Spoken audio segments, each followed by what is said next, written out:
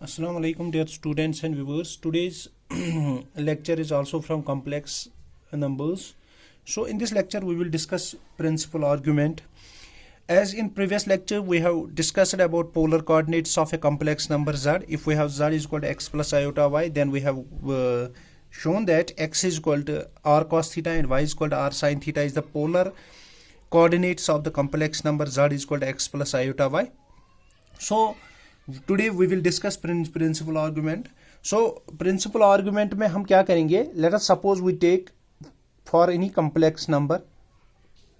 Let us suppose we take complex number z. Let us suppose this is a non-zero complex number. As we know that there corresponds, as we have discussed in polar coordinates, that z is equal to r cos theta and y is equal to r sin theta. So there corresponds a theta such that 0 is less or equal to theta is less or equal to 2 pi. So there corresponds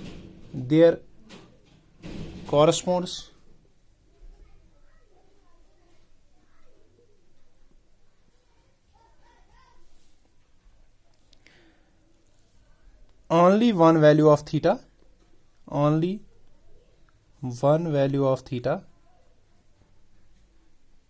such that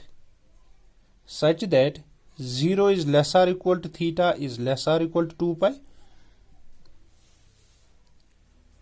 So as we see that the length of the interval is 0 to 2 pi, but there may be another interval whose length is equal to the 2 pi, who have length which is equal to 2 pi, such as for example we take minus pi less or equal to theta less or equal to pi. As this interval, as we see that the length of the interval is 2 pi. So if we take taking value of theta such that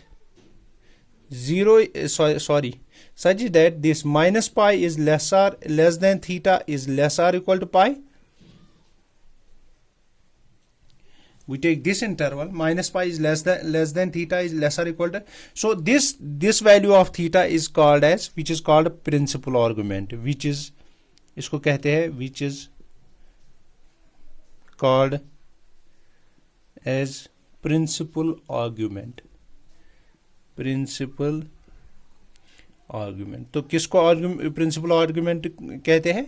simply अगर theta की value हमें polar coordinates से मालूम हुई और वो value minus pi और पाई के दरमियान हुई, तो उस थीटा की उस वैल्यू को हम कहेंगे सिंपली प्रिंसिपल आर्ग्यूमेंट. तो अब अगर हम इस पे नजर डालेंगे, अगर हमारे पास वैल्यू होगी थीटा की 0 is less or equal to theta is less or equal to 2 pi, तो उस टाइम हम इसकी ज्योमेट्रिकल रिप्रेजेंटेशन उस कॉम्प्लेक्स नंबर की क्या लेंगे? लेट अस सपोज हमें थीटा की वैल्यू इन बिटवीन, या तो इसमें ये होगी p, तो ये क्लॉकवाइज एंटी क्लॉकवाइज थीटा, या तो सेकंड क्वाड्रेंट में होगी, सेकंड क्वाड्रेंट में तो एंगल ये होगा थीटा, या तो थर्ड क्वाड्रेंट में होगा ऐसे p, तो एंगल की वैल्यू थीटा, और या तो ऐसे होगी फोर्थ क्वाड्रेंट, तो angle anti clockwise that is theta. तो जब हमारा angle in between 0 to 2 pi होगा.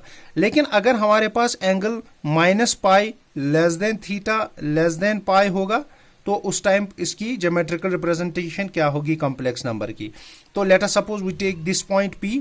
तो अगर हमारे पास ये है, तो इस टाइम थीटा की वैल्यू इन बिटवीन दिस, तो ये थीटा हो गया.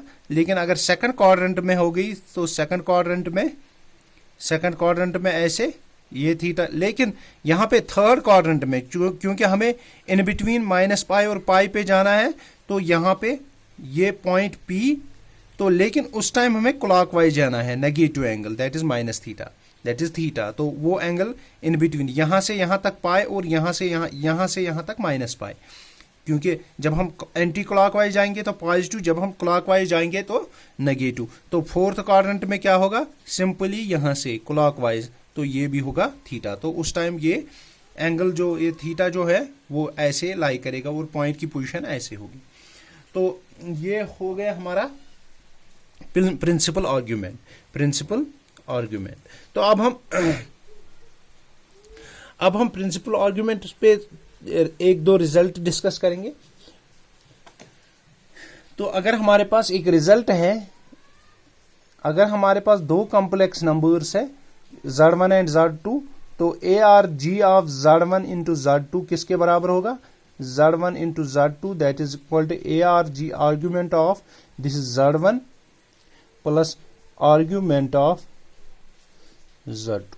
इसका हम प्रूव करेंगे। Let us suppose we take two complex number. Let Z1 is equal to, this is R1 cos of theta 1 plus iota sin of theta 1, and हम लेंगे Z2 which is Z2 which is equal to R2 into cos of theta 2 plus iota sin of theta 2. Now therefore Z1 into Z2 इन दोनों complex number का multiple, this is equal to R1 into R2, simply this is cos of theta 1 plus theta 2 plus iota times sine of theta 1 plus theta 2। तो ये हमारे पास complex, ये हमारे पास product हो गया इसका, argument of Z1 into argument of. तो अगर हम यहाँ पे इसका मॉडुलस देखेंगे तो हमारे पास जो मॉडुलस होगा ये अब आप खुद करेंगे, जब इन दोनों का प्रोडक्ट करेंगे वो आएगा cos theta 1 cos theta 2 minus sine theta 1, वो वही मैंने लिखा है cos theta 1 minus theta plus theta 2, और ऐसे ही cos theta 1 sine theta 2 plus sine theta 1 cos theta 2, वो आएगा साइन ऑफ थीटा 1 प्लस। तो अगर हम इसका एम्पलीट्यूड करेंगे, this is Z1 into Z2 modulus value, this is equal to R1 into R2 and अगर हमारे पास, तो इसका एम्पलीट्यूड क्या है, अगर हम ARG of Z1 into Z2 करेंगे वो आएगा थीटा 1 प्लस थीटा 2, क्योंकि इसका जो आर्ग्यूमेंट है, इसका जो एंगल है वो थीटा 1 प्लस थीटा 2 है। तो इसका मतलब ARG ऑफ ये किसका है, ये है आर्ग्यूमेंट ऑफ थीटा 1 Z1 का है, प्लस ये आएगा ARG ऑफ ये Z2 का है। तो ये आ गया हमारे पास रिजल्ट। तो आज के लिए इतना ही, अल्लाह हाफिज।